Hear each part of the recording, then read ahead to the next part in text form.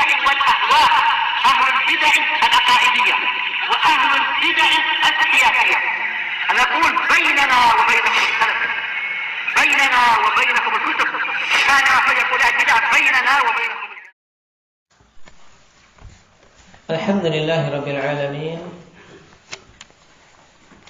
والصلاة والسلام على رسوله الأمين وعلى آله وأصحابه ومن تبعهم بإحسان إلى يوم الدين. أما بعد. Pembahasan yang lalu kita mempelajari tentang sifat apa? Indak ya Ukasha.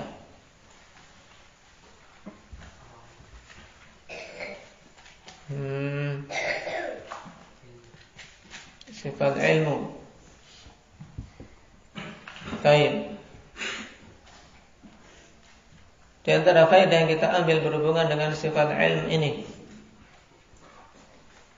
indak ya Abdur Rauf,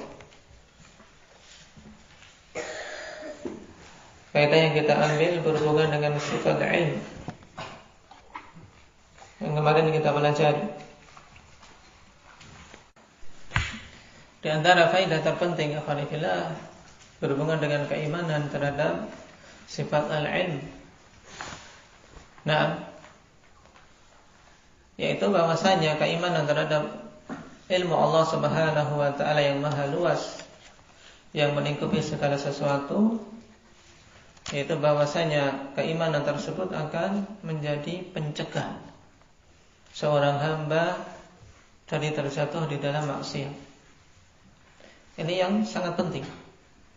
Maka kapan saja akhwanillah masih ada dorongan untuk bermaksiat dalam keadaan sembunyi-sembunyi, atau dalam kondisi sendirian, atau mencuri-curi untuk bermaksiat kepada Allah, atau melakukan pelanggaran terhadap syariat-syariat Allah Subhanahu wa taala, maka berarti keimanan kita terhadap sifat ilmu Allah ini masih apa? Masih kurang. Kenapa? Kalau kita yakin Allah Subhanahu wa taala Maha tahu, tentunya kita akan takut melanggar aturan-aturannya, karena semuanya Allah Subhanahu wa taala yang mengetahuinya. Seorang ikhwanillah masuk ke tempat-tempat yang di situ tempat ini diawasi CCTV, sudah tidak berani macam-macam. Tidak berani macam-macam, padahal masih bisa kemungkinan alatnya bisa rusak. Ya tidak. Yang mencuri tidak akan berani mencuri. Dan kita akhwanillah bukan CCTV saja yang mengawasi. Seorang mukmin kalau yang meyakini akhwanillah dengan benar sifat ilm ini akan menjadi seorang mukmin yang betul-betul saleh. Satu sifat saja, apalagi kemudian dia mengilmui sifat-sifat Allah Subhanahu wa taala yang lain. Makanya tidak heran kalau kemudian para ulama memberikan dorongan yang sangat kuat agar seorang muslim betul-betul mengilmui perkara nama-nama dan sifat-sifat Allah Subhanahu wa taala. Karena dampaknya sangat besar bagi hati, sangat besar bagi keimanan. Kalau kita yakin Allah Maha mengetahui, tidak ada peluang untuk kita bersembunyi, tidak perlu sembunyi-sembunyi, karena tidak akan bermanfaat. Sebagaimana pula kita tidak perlu koar-koar menunjukkan amalan kita. Kenapa? Karena Allah Subhanahu wa taala sudah mengetahuinya. Tayyib, indak ya Faisal. Faedah yang lain yang kita ambil berhubungan dengan sifat ilm,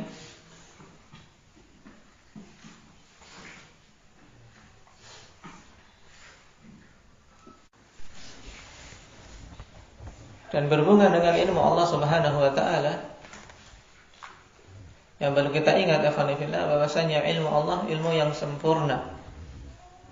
Yang namanya sempurna berarti tidak diawali dengan kejahilan dan tidak pernah mengalami kelupaan. Berbeda dengan ilmu kita. Ilmu kita awalnya kita tidak tahu, dan terkadang kita lupa. Tapi kalau ilmu Allah Subhanahu wa taala ilmu yang sempurna, tidak ada sesuatu yang luput, dan juga tidak diawali dengan ketidaktahuan. Allah Maha tahu. Dan juga tidak pernah tertimpa kelupaan atau keteledoran. Ini wajib kita imani. Wajib kita imani. Sifat berikutnya ikhwanifillah yang disebutkan di sini al-qudrah. Yang diantara sifat-sifat Allah Subhanahu wa taala, sifat ini ikhwanifillah juga sangat penting untuk kita mengimaninya dengan benar. Sangat penting untuk kita mengimaninya dengan benar. Karena sederetan kaum menyimpang dari jalan yang lurus, di antara sebabnya karena tidak benar dalam mengimani masalah qudrah, yaitu berkeyakinan bahwasanya Allah Subhanahu wa taala itu zat yang maha kuasa, zat yang maha mampu.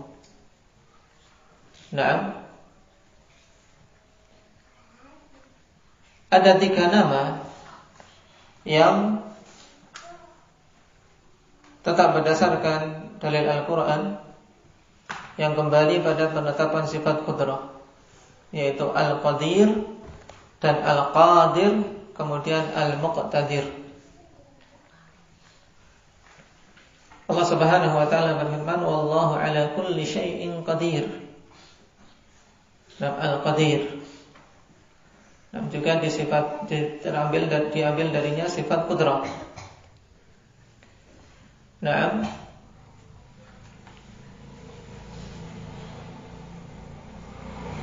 Dan Allah Subhanahu wa taala berfirman di ayat yang lain, "Wa kana Allahu ala kulli syai'in muqtadira." Dan Allah Subhanahu wa taala itu maha mampu atas segala sesuatu. Itu Al-Muqtadir. Dan dalam ayat yang lain di surat Al-An'am, "Wa huwal qadiru ala an yab'atha 'alaikum 'adzaban min fawqikum aw min tahti arjulikum aw yalbisakum syi'an wa yudhiqa ba'dakum ba'sa ba'd." Dialah zat yang maha mampu untuk mengirim kepada kalian azab dari arah atas kalian atau bawah kalian, atau menimpakan kepada kalian perpecahan, dan sehingga satu dengan yang lainnya saling menyerang, saling memusuhi.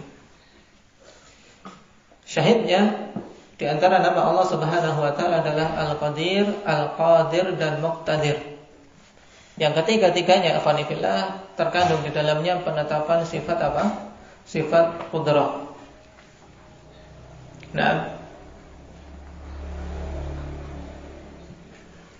Dengan qudrah yang sempurna, kemampuan yang sempurna. Dan kemampuan yang sempurna ini itu kemampuan yang tidak ada satu perkara pun yang keluar dari kemampuan Allah Subhanahu wa taala, dari hal-hal yang mungkin. Karena qudratullah, kemampuan Allah Subhanahu wa taala berhubungannya dengan hal-hal yang mungkin. Adapun hal-hal yang mustahil, maka tidak ada hubungan dengan qudrah. Segala sesuatu yang memang mustahil berdasarkan syariat untuk ditetapkan, maka ini keluar dari cakupan qudrah, karena memang Allah Subhanahu wa taala telah menetapkan hal tersebut mustahil.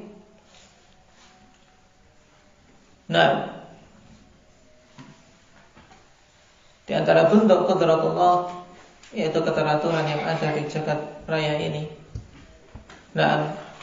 Kemudian penciptaan makhluk-makhluk yang agung, langit, bumi, dan hal-hal yang lainnya. Juga termasuk di antara cakupan qudratullah adalah apa? Al-qadar. Makanya seorang yang tidak beriman dengan benar terhadap sifat qudrah sampai dia beriman terhadap permasalahan takdir dengan benar. Sebagaimana ditegaskan oleh Imam Ahmad rahimahullah taala, al-qadar qudratullah. Qadar itu yaitu takdir yang Allah Subhanahu wa taala tetapkan adalah apa? Qudrah Allah. Kemampuan Allah Subhanahu wa taala yang maha luas. Kenapa? Karena Allah Subhanahu wa taala yang menciptakan, dia juga yang menetapkan takdirnya. Maka pengingkaran terhadap takdir merupakan pengingkaran terhadap qudrah Allah Subhanahu wa taala. Dan dalam masalah takdir, ikhwani fillah, betapa banyak kaum yang tergelincir, wal'iyadzubillah. Ada yang menolak takdir, ada yang berkeyakinan bahwasanya Allah tidak mengetahui sebelum terjadi, dan ini semuanya kesesatan.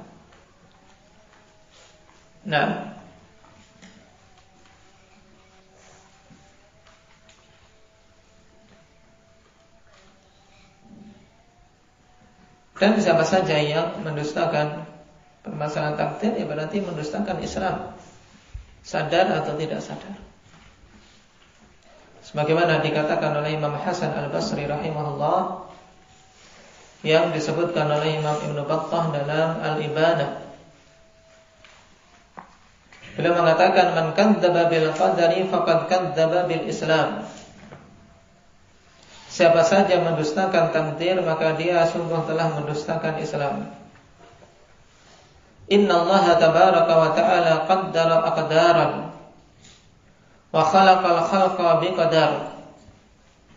Sungguhnya Allah Subhanahu wa ta'ala telah menetapkan takdir-takdir dan menciptakan makhluk dengan takdirnya.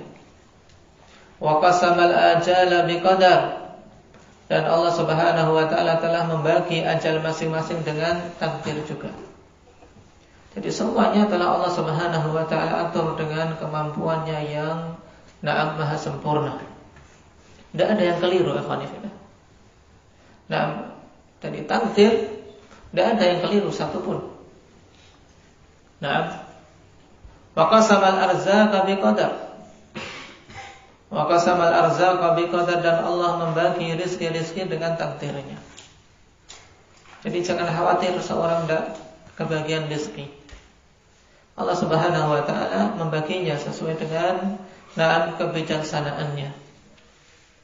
Dan hendaknya kita yakini, apa yang Allah Subhanahu wa ta'ala bagikan untuk kita, ya itulah yang terbaik bagi kita, yang wajib untuk kita syukuri. Ketika diberi keluasan, kita bersyukur dan kita gunakan untuk sarana beribadah kepada Allah.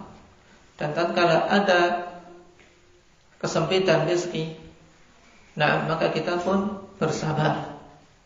Karena berarti Allah Subhanahu wa ta'ala menginginkan untuk kita mendekat kepadanya dengan kesabaran ini. Tapi jangan sampai menjadi kaum yang celaka pada kedua ujian ini. Ketika ada keluasan, lalai. Dan ketika ada kesempitan, mencela. Tidak terima dengan apa yang Allah Subhanahu wa ta'ala telah bagikan. Tapi keadaan seorang muslim pada dua kondisi ini hendaknya mendapat atau mensikapi dengan apa? Dengan sikap yang dibimbingkan oleh Allah Subhanahu wa ta'ala. Dalam hadis Rasul sallallahu alaihi wasallam mengatakan, ajaban li amril mu'min, inna amrahu kullahu khair. Inna amrahu kullahu lahu khair. Sungguh menakjubkan perkaranya orang yang beriman. Karena semua perkara orang beriman itu baik. Tidak ada yang buruk kalau dia menghiasi diri dengan iman. Kenapa? Fa in asabathu sarra syakar fakana khairan. Jika dia mendapatkan kebaikan, mendapatkan keluasan rezeki, mendapatkan hal yang menyenangkan, dia bersyukur. Dan ini bagus baginya. Tidak sombong, tidak ujub, tidak takabur, tidak congkak, tapi dia bersyukur. Dan di antara bentuk kesyukurannya ya berusaha untuk menginfakkannya di jalan Allah Subhanahu wa taala. Kemudian wa in asabathu dharra sabara fakana khairan. Apabila tertimpa perkara yang sulit, ujian-ujian, musibah dan hal-hal yang tidak disukai jiwa, maka dia sabar, dia bersabar. Fakana khairan, dan ini adalah bagus baginya. Jadi tidak ada yang buruk kalau dia menghiasi diri dengan iman. Karena kehidupan seorang mukmin akhwanifillah tidak boleh lepas dari dua perkara ini, dan kedua-duanya baik. Antara syukur dan sabar. Sudah. Syukur dan sabar. Dan keduanya kebaikan yang akan mengantarkan ke surga Allah Subhanahu wa taala. Namun untuk masalah syukur, Allah Subhanahu wa taala telah menegaskan wa qalilun min ibadi asyakur. Sedikit dari hamba-hambaku yang mampu bersyukur. Dan berhubungan dengan sabar, Allah Subhanahu wa taala juga telah menegaskan ikhwani fillah dalam ayatnya, "Wa ma yulaqqaha illa alladziina sabaru wa ma yulaqqaha illa dzu hazzin 'adzim." Itu hanya orang-orang yang memiliki jiwa besar saja yang mampu bersabar. Baik, sehingga butuh usaha dari kita untuk mendidik jiwa ini. Agar jangan sampai keluar dari apa? Dari dua hal tadi. Antara syukur dan sabar. Wa qasamal arzaqa biqadar. Kemudian wa qasamal balaa'a biqadar. Juga Allah Subhanahu wa taala membagi ujian, membagi bala itu dengan takdir Allah Subhanahu wa taala. Semuanya ikhwani fillah, selama dia hidup di dunia mesti dia mendapatkan bagian dari musibah. Bahkan kalau seorang tidak pernah mendapatkan musibah di dunia ikhwani fillah, khawatir. Khawatir, hendaknya merasa takut kepada Allah Subhanahu wa taala, jangan-jangan Allah tidak menginginkan kebaikan darinya. Karena Rasulullah sallallahu alaihi wasallam telah mengatakan, "May yuridillahu bihi khairan yusib minhu." Siapa saja yang Allah Subhanahu wa taala inginkan kebaikan dengannya, maka Allah akan timpakan musibah kepadanya. Sebagai ujian untuk mendidik jiwa sehingga jiwa ini menjadi lembut. Orang yang tidak pernah dapat ujian ikhwanifillah biasanya hatinya kaku, kasar. Jiwanya keras. Ketika mendapatkan ujian, ketika sakit saja ikhwanifillah, sakit saja ini hati akan melembut. Apalagi kalau ujian-ujian yang lain datang menerpa, akan semakin dia mendekat pada Allah Subhanahu wa taala. Harusnya demikian. Karena itu di antara hikmah ujian, hikmah bala, dan semuanya dibagi. Makanya tatkala datang seorang ikhwanifillah kepada Nabi sallallahu alaihi wasallam, kemudian ditanya oleh Rasul sallallahu alaihi wasallam, apakah engkau pernah merasakan sudah? Pusing. Bingung ini, sudah itu apa Rasul? Sudah itu pusing itu apa? Diterangkan pusing itu ya sesuatu kayak panas yang menimpa kepala. Kemudian beberapa penyakit yang lain, dalam artian hal-hal yang biasa menimpa manusia. Masa seumur hidup tidak pernah pusing? Pernah pusing tidak Pak Andin? Pernah? Sering? Baik, alhamdulillah, disyukuri.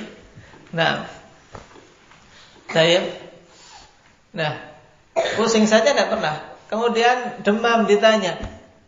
Tidak tahu juga demam itu apa. Tidak pernah merasakan demam. Terus beberapa hal ditanyakan oleh Rasul sallallahu alaihi wasallam dari ujian-ujian ringan yang biasa menimpa manusia. Tidak pernah dia mendapatkan. Maka tatkala orang ini pergi fillah, Rasul sallallahu alaihi wasallam mengatakan kepada para sahabat, "Man sarrahu an yanzura ila rajulin min ahli an-nar falyanzur ila hadha." Siapa saja yang ingin melihat seorang laki-laki penghuni neraka, lihat orang ini. ketika di dunia tidak pernah diuji. Sehingga apa? Yang untuk menggugurkan dosa, nah di antara sahabat-sahabat tidak ada. Untuk melembutkan hati juga tidak ada.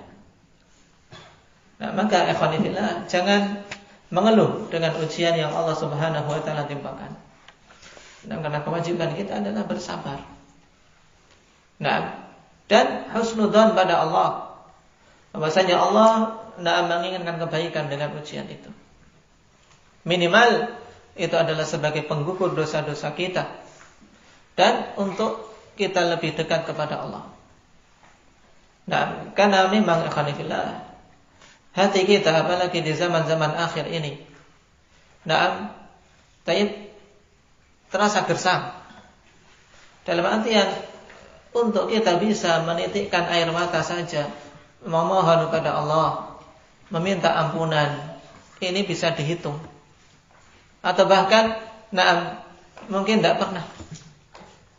Kapan kita ketika bermunajat, ketika sendirian memohon pada Allah, kemudian sampai air mata ini menetes, sebagaimana keadaan para salaf kita dulu.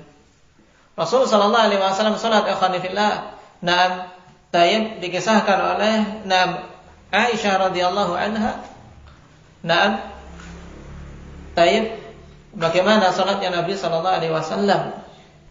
Selain kisah tentang pecahnya kaki beliau dalam artian sampai pecah-pecah, beliau sebutkan bagaimana lamanya Rasul sallallahu alaihi wasallam dalam salat sampai tetesan ini membasahi apa?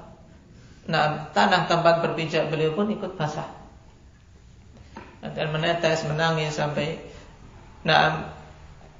basah jenggotnya, kemudian terus sampai basah bagian dagunya, terus sampai hatta ballat thara, kata beliau, sampai tanah pun basah.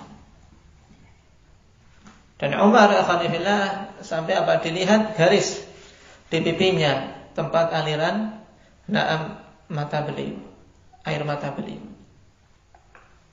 Dan kita alhamdulillah terkadang banyak ujian banyak, tapi sulit untuk meneteskan air mata, minta ampunan pada Allah, minta jalan keluar. Kenapa? Karena hati kita yang keras, dan ini butuh untuk apa? Dilembutkan, butuh dilembutkan. Nah, dengan ujian-ujian itu ambil hikmahnya. Karena terkadang seorang ketika mendapatkan ujian, apalagi dalam kondisi terjepit, dia betul-betul butuh pada Allah, minta jalan keluar. Inilah faedah di antara faedah terbesar. Kita mendekat pada Allah, kita merasa butuh pada Allah, itu sangat penting. Karena kapan saja seorang hamba sudah tidak merasa butuh pada Allah, ini alamat celaka. Alamat celaka. Maka kuatkan dan ingat bahwasanya kita butuh pada Allah. Jangan sekali-kali kita mengesampingkan perkara ini dalam amalan-amalan kita.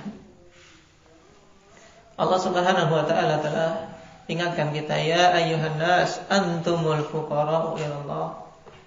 Baik sekalian manusia, kalian ini hamba-hamba yang fakir, hamba-hamba yang butuh pada Allah Subhanahu wa taala. Yang ingin ilmu, ikhwanillah, yang ingin ilmu, ya butuh pada Allah.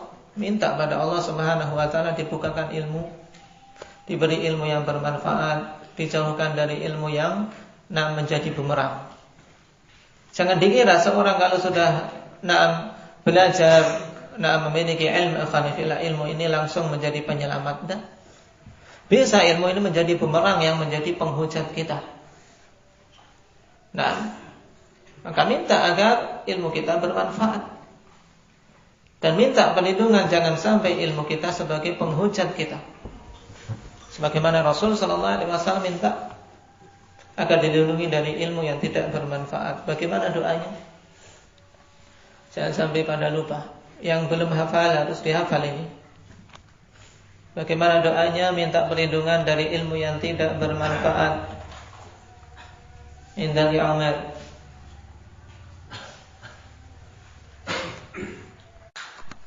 Baik, ahsanta.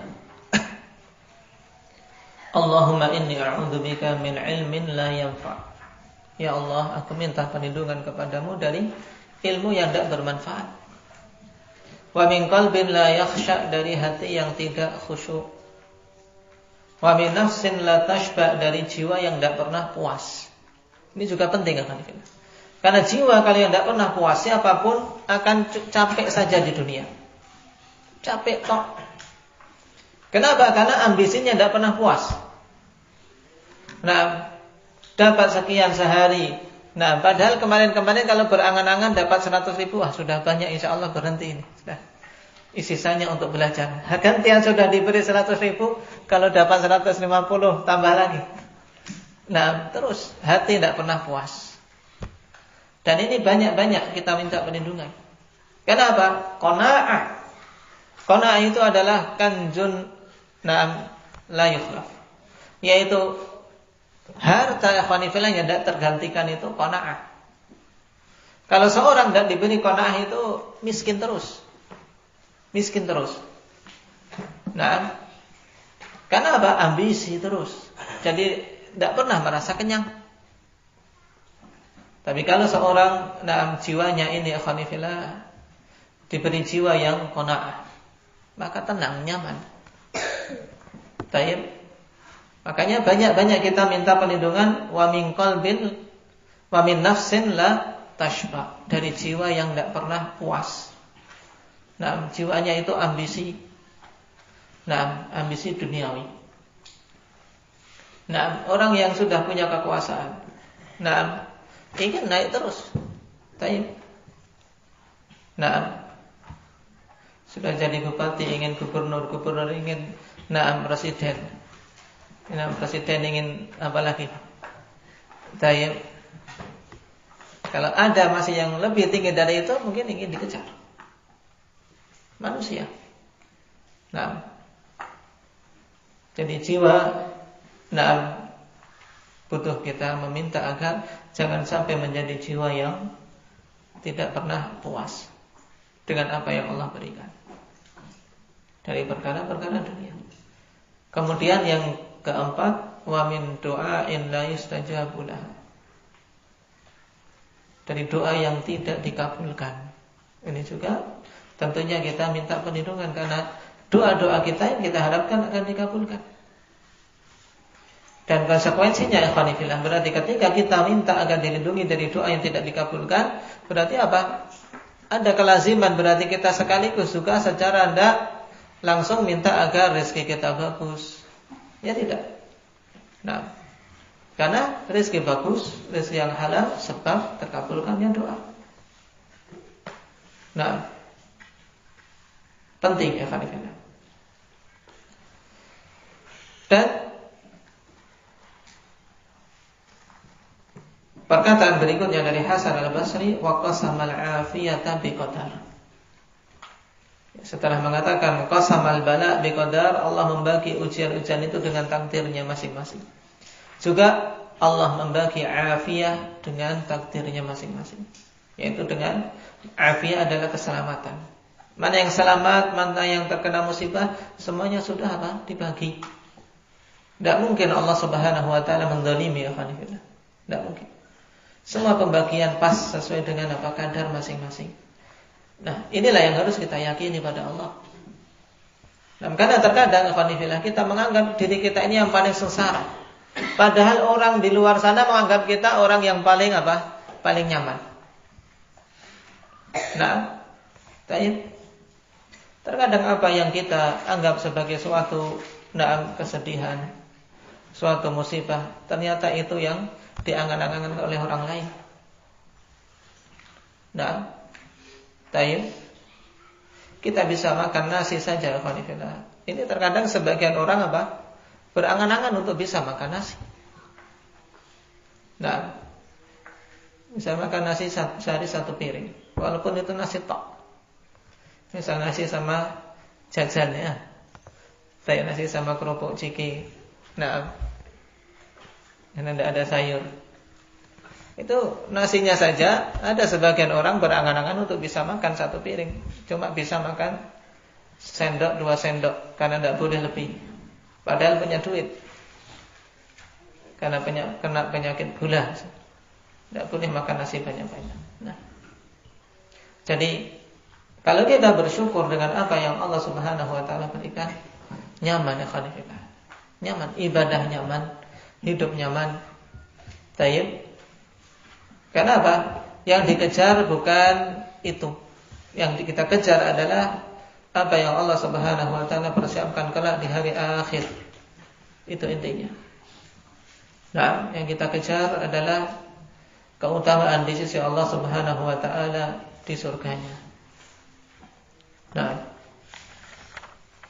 dan Allah Maha mampu. Kembali kepada sifat ini.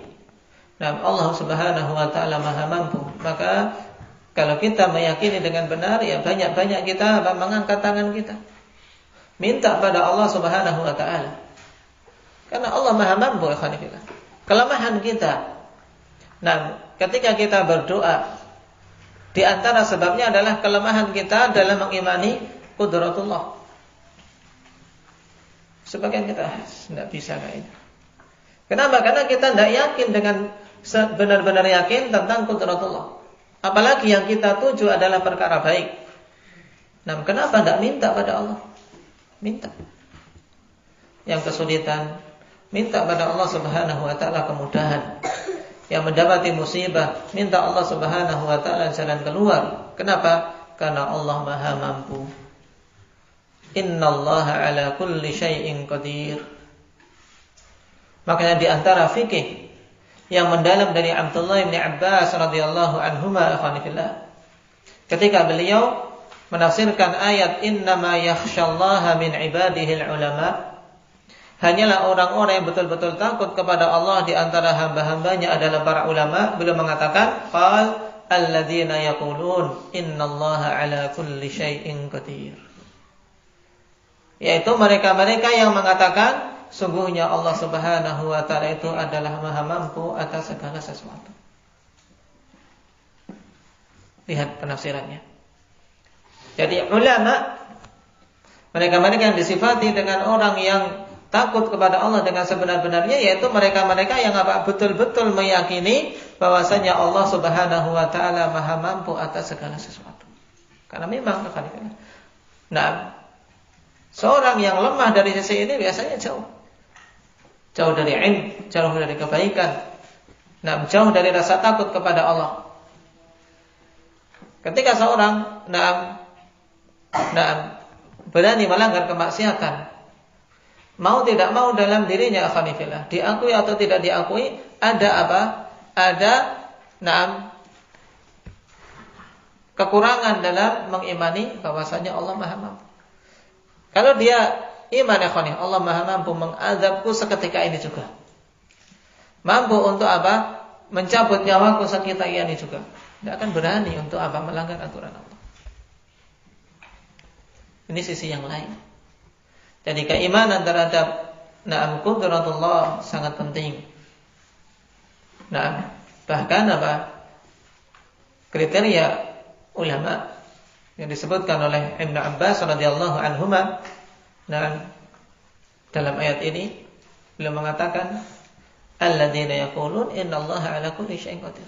Para ulama, ya mereka-mereka yang betul-betul meyakini bahwasanya Allah Maha mampu atas segala sesuatu. Dan Ibnu Qayyim rahimahullahu taala dalam Syifaul Alil mensyarah pernyataan Ibnu Abbas ikhwani fillah dalam syarah yang panjang, menunjukkan apa? Menunjukkan kebenaran perkataan beliau ini dan kedalaman pemahaman beliau terhadap ilmu tafsir. Nah, kenapa? Karena di antara sebab kebanyakan ahlul kalam dan orang-orang yang menyimpang ikhwanillah, dikarenakan apa? Lemahnya dalam meyakini hal ini. Nah, lemahnya dalam meyakini hal tersebut. Allah Maha mampu menyimpangkan hati-hati manusia. Maha mampu. Nah, yang Allah kehendaki untuk menyimpang, ya menyimpang. Dan yang Allah kehendaki untuk lurus, ya lurus. Dan ini kembali kepada kemampuan Allah.